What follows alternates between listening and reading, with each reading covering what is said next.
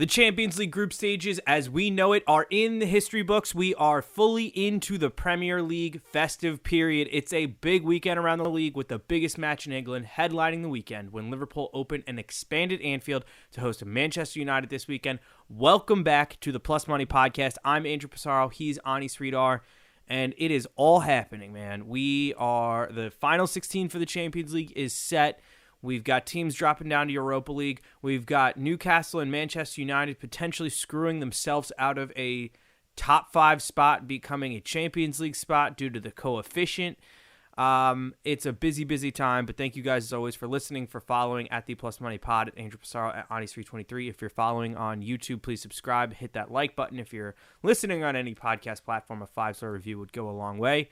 Ani, how you feeling coming out of the group stages of the Champions League being done? We're now to this giant table situation. Yeah, we're finally seeing teams that are contenders start to form, and the pretenders are out. As cliche as that sounds, like we knew some teams were team like Newcastle.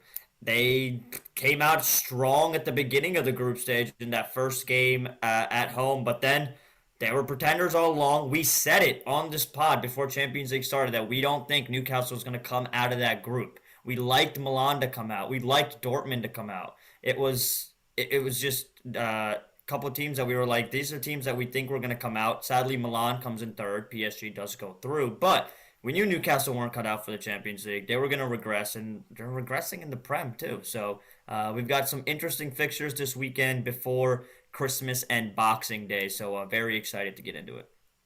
Let's go to Newcastle because they are hosting Fulham right now. And Fulham right now, currently my favorite team to bet on. They have not beaten Newcastle straight up since 2017 when the two teams were playing in the championship. Kieran Trippier is suspended. But Newcastle have lost their 3 matches. Milan at home, Tottenham away, and Everton away. In their last 4 matches, Fulham have scored 16 goals. That's back-to-back 5-0 wins. They are currently plus 300 money line. The over 3.5 is plus 192. Fulham double chance is minus 110. Fulham draw no bet is plus 205. Fulham team total over 1.5 is plus 200. Fulham team total over 2.5 is plus 750. Fulham and over 2.5 is plus 500. I will not tell you not to bet every single one of those things. I'm not going to bet all of them. I'm going to bet a lot of them. The one I'm going to take for sure is Fulham team total over 1.5 at plus 200 for a team that scored 5 goals in both of their last 2 games to get to against a Newcastle team that fell apart in the second half, against a Milan side that is not performing to the level that they should. I love that number for Fulham to get 2 goals. I'm also going to take Fulham money line at plus 300, and I'm going to sprinkle. I'm going to sprinkle on the money line, and I'm going to take the draw no bet at plus 205. I'm all over Fulham this weekend, and I don't understand it because, like I said, their last 4 games, 16 goals, and 2 clean sheets in that time period, and then they had a few games before that. I think there was the 3 games before that they gave up 9 goals. So potential on both ends of the field for goals, but I'm all over Fulham. What do you like on Saturday?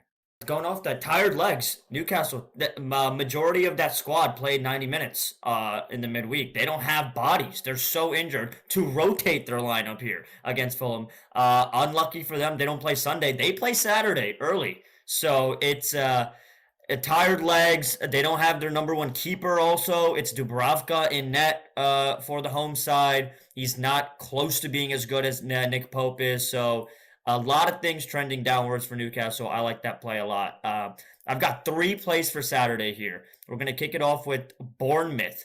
Probably the second or maybe the hottest team in the Prem right now, right up there with Fulham.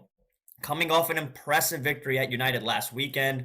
They are rolling under the new manager. I like Bournemouth money line and the over 2.5 against Luton at plus 109.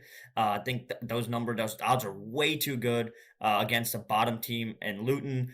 Number 2 here for me. We're attacking another bottom team in Sheffield with Chelsea at home. I'm taking at minus 125 the spread minus 1.5. This is going to be a Chelsea team. They haven't been great this season. They're losing to every team that's in the middle of the table. they're pretty much drawing or playing their best football ever against the top of the table, but they're putting away bottom of the table teams. They've done it all season long. They did it to Luton. They're going to do it to Sheffield here. Sheffield probably the worst team in the Prem, most XG given up amongst the entire Premier League. This is a get right game for Chelsea. It's one they must have. They're at the bridge. They're going to win by 2 goals. And And lastly, Kunku? And Kunku back? and Kunku potentially back. Well, even if he does play, he won't play obviously more than, I'm going to assume, 45 minutes. So, exciting times for Chelsea. This is I hope he doesn't start, to be honest. I'd rather have Chelsea go up like 2-0, 3-0, bring him on around the 70-minute mark, get him some cardio, to be honest, at that point. Lastly, for Saturday, another team that's streaking, Everton. Since they got their 10-point deduction, they can't lose. They picked a great time to go on a winning streak, to be honest. And they're on the road against Burnley. Just screams trap. So I'm not going to put a full unit. This is a half unit play for me. It's going to take the money line at plus 110. A little bit safe. Just like how they're playing right now. They're getting impressive victories. They beat Chelsea. They beat Newcastle. And this should be an easier matchup for them. But once again, always tough to go on the road in the Prem and win. And that's what Everton's facing right now. So I had Everton on my card. And actually, I had Everton on my card. I had Bournemouth on my card. Bournemouth got moved to the parlay, so that stay tuned for that because I do have Bournemouth. I have action on Bournemouth as well Saturday morning. Everton, the only reason I took it off my card, I did notice that there's 2 players suspended. Idrissa Gana Gueye is suspended in the middle of the field. That's probably why you're getting as good of a number as you are. But 2 things I want to point out. One, Everton would be above Chelsea right now if they didn't have their 10-point deduction. They're a fully mid-table team. They're playing contention for top 7, and top 6 even.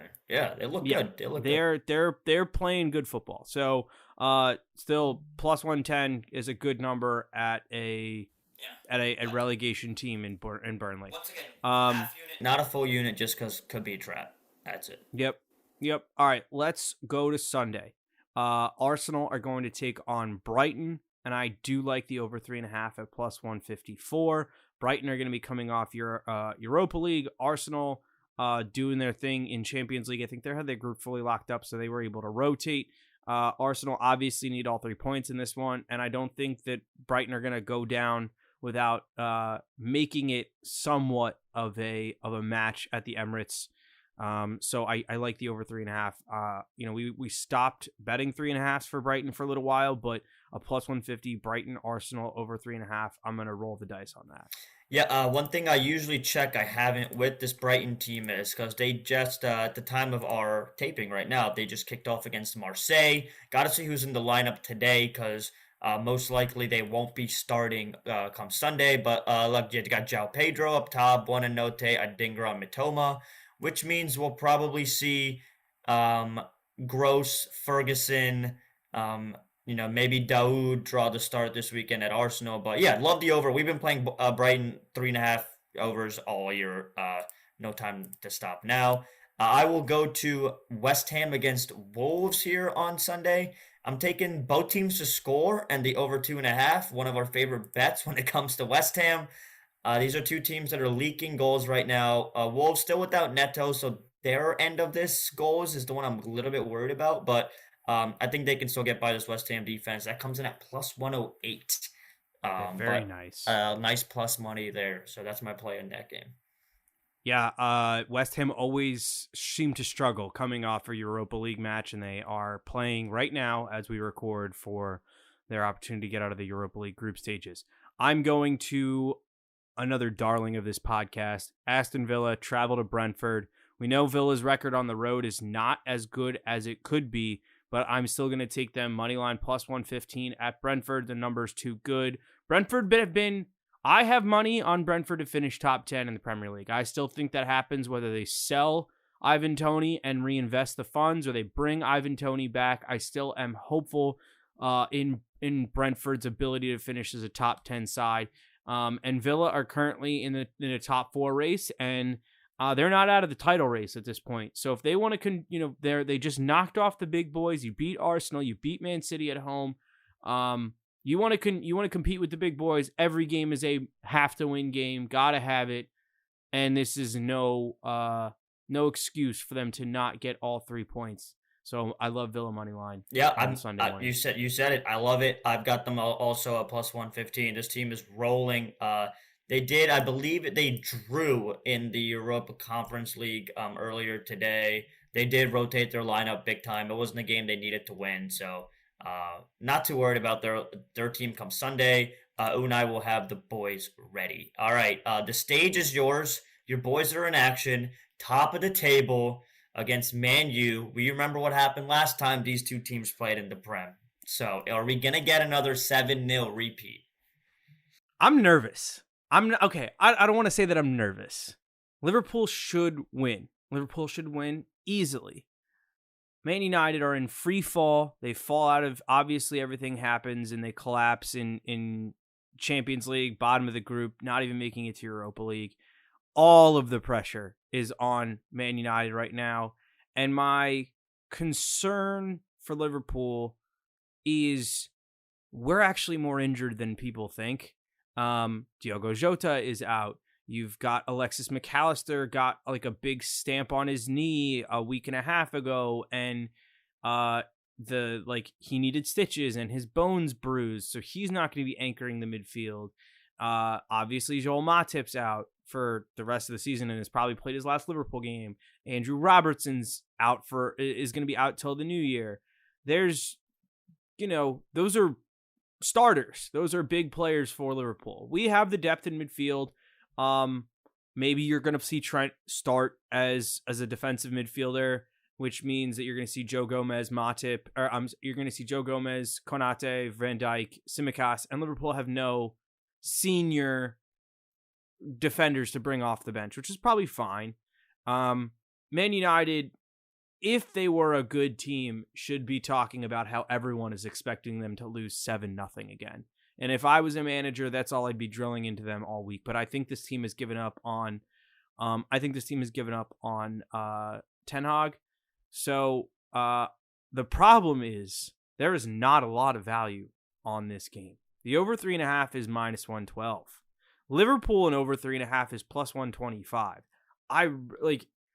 Yes, there should be 4 goals in this game, but I'm going to take that number because I expect it to happen, but I just don't think the value is purely there. I dug up a parlay at plus 145, over 2.5, 26 plus shots, and over 9.5 corners. That's plus 145. The only one that I really liked in the game is a Salah brace is plus 400. Ooh. That's a good number is a good for number Anfield. Yeah. That's a good number for a match at Anfield. And also, I mentioned at the top of the show, Liverpool have expanded Anfield to the Anfield Road end. So the other, not the Kop end, but the other end behind the goal has been expanded to a double-decker, and there will now be 57,000 people at Anfield. This will be the largest match at Anfield in 50 years in terms of attendance. So it's going to be loud. It's going to be crazy. Like I said, Liverpool should roll. For whatever reason, last year we lost to Man United. We didn't lose to Man United at Anfield. We beat the hell out of them. But last year, Erik ten Hag's first ever Manchester United Premier League win was against Liverpool. So I'm not saying he has our number. Last year was a disaster, but I'm not saying he has our number or anything. I'm just saying that the pressure is kind of on both sides here, because all week the discussion is, Liverpool are just going to annihilate Man United. Liverpool are going to annihilate Man United. And we very well may do that. But kind of the 2 times that we annihilated them, it wasn't exactly expected. So I just don't love that everyone's like, oh yeah, Liverpool are going to beat them 17-0. Like, that's my one thing. What do you like? I took the over 3.5 at minus 112. I don't care that it's not, I guess, great value, but Liverpool, one of the biggest things for United too, no Bruno Fernandes. That midfield is shot. He's also suspended because of yellow cards, similar to Kieran Trippier. So if anything, him and Garnacho, alongside Harry Maguire, as gross as it sounds, have been the 3 best United players over the past month. And Maguire suffered an injury in the midweek. He's most likely not going to play because that looked like a groin injury that could sideline him for a while. Varane didn't look great in his first start that Erik ten Hag put in. No Bruno Fernandes. So whatever chemistry he had rocking with Garnacho in the midfield, gone. So I have zero faith in Man United. I mean, this could be, Eric Ten Hag's farewell game. This very well might be his last time managing this team. They might be like, all right, new year, new manager. We got to throw this entire Ten Hag regime out of the door. So I'm taking the over 3.5. Throw Liverpool money line on there for an extra juice if you want, but I'm just gonna play it safe with the over.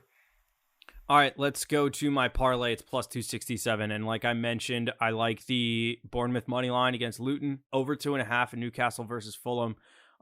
Newcastle, like I said, just been giving up goals all the time. But who knows? They might decide to just score a bunch of goals on Saturday morning and then rolling it over to Sunday. Over 2.5 in Leverkusen versus Frankfurt. Plus 267. Should just get it done. And we have two futures for you to wrap up today's show. I know we're going a little long, but you guys can deal with it. The Champions League group stages are done. We have our two pots of the group winners, and we were looking at the value. There's a team that I looked a couple weeks ago at plus 1,000 to win the Champions League, and I like that number a lot. That's actually what I gave you guys out for Liverpool to win the final the year they got to Paris against Real Madrid and lost. I was able to cash out early for a nice, I think I put 2 units on it, and I was able to cash out for 4. I grossed 4 units on it, so everybody won there if you cashed out early like I did. At plus 2,300, Atletico Madrid to win the Champions League. And here's my thing. They're just not getting any shine for a team that has scored a lot of goals in every single Champions League game. They didn't lose any Champions League games. At the minimum, they drew. And they scored in all those. There were no 0-0 draws. They're not playing gritty football. You've got Morata, you've got Griezmann, both of whom are scoring tons of goals for them.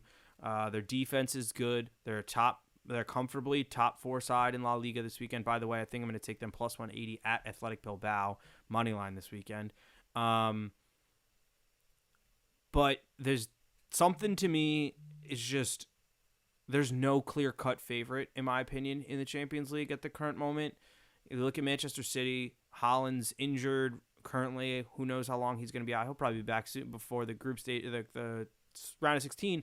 But at the same time, they just haven't really clicked yet. I mean, maybe Kevin De Bruyne coming back makes that happen. Their defense has been kind of, suspect. There's a lot of new players there. City, to me, it just doesn't scream like their year. Arsenal reminds me a lot of the Liverpool team that won their first Champions League. Like, it's just a young team that's never won anything at Arsenal yet.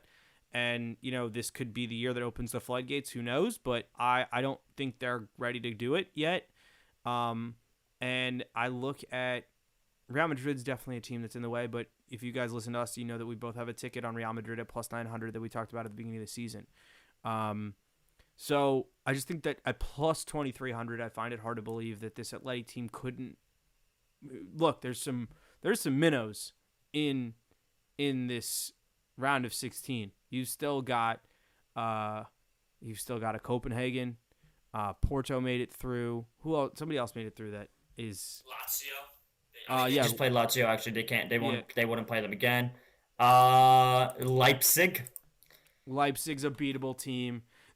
Provided they avoid Inter and PSG in the draw, I'm not really worried about them.